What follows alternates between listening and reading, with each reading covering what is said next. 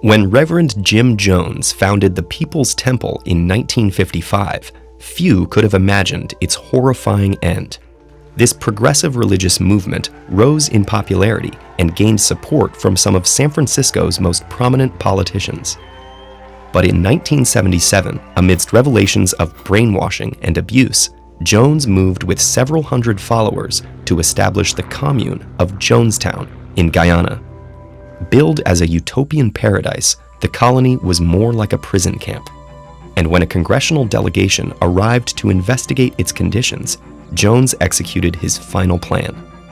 On November 18, 1978, 909 men, women, and children died after being forced to drink poisoned Flavor Aid. That grisly image has since been immortalized as shorthand slang for single-minded, cult-like thinking. They drank the Kool-Aid. Today, there are thousands of cults around the world. It's important to note two things about them. First, not all cults are religious. Some are political, therapy-based, focused on self-improvement, or otherwise. And on the flip side, not all new religions are what we're referring to as cults. So what exactly defines our modern understanding of cults? And why do people join them? Broadly speaking, a cult is a group or movement with a shared commitment to a usually extreme ideology that's typically embodied in a charismatic leader. And while few turn out as deadly as Jonestown or Heaven's Gate, which ended in a mass suicide of 39 people in 1997, most cults share some basic characteristics. A typical cult requires a high level of commitment from its members and maintains a strict hierarchy, separating unsuspecting supporters and recruits from the inner workings. It claims to provide answers to life's biggest questions through its doctrine, along with the required recipe for change that shapes a new member into a true believer.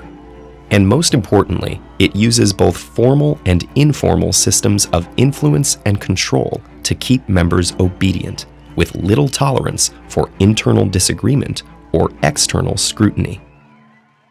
You might wonder whether some of these descriptions might also apply to established religions.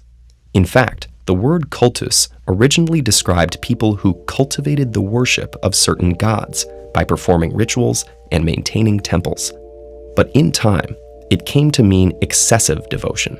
Many religions began as cults, but integrated into the fabric of the larger society as they grew. A modern cult, by contrast, separates its members from others. Rather than providing guidelines for members to live better lives, a cult seeks to directly control them, from personal and family relationships to financial assets and living arrangements.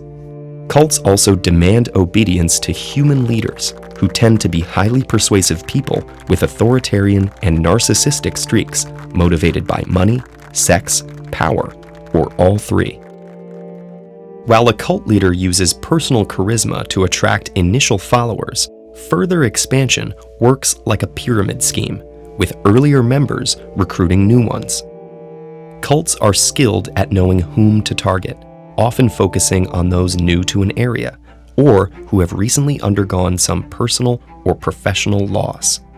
Loneliness and a desire for meaning make one susceptible to friendly people offering community. The recruitment process can be subtle, sometimes taking months to establish a relationship.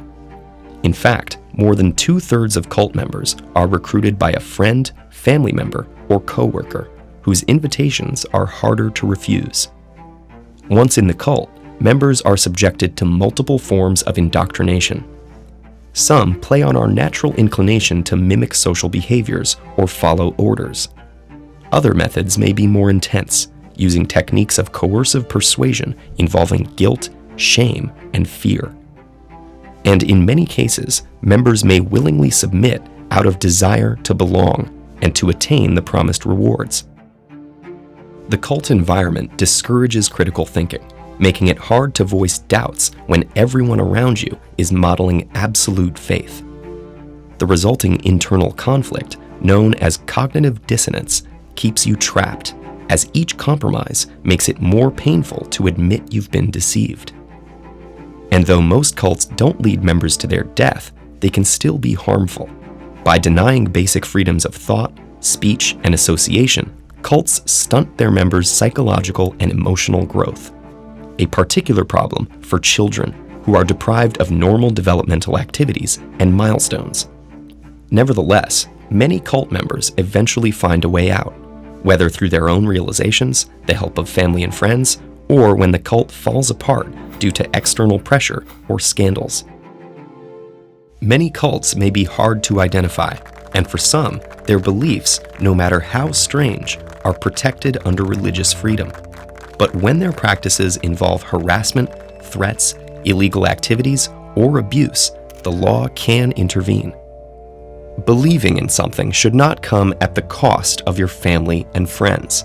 And if someone tells you to sacrifice your relationships or morality for the greater good, they're most likely exploiting you for their own.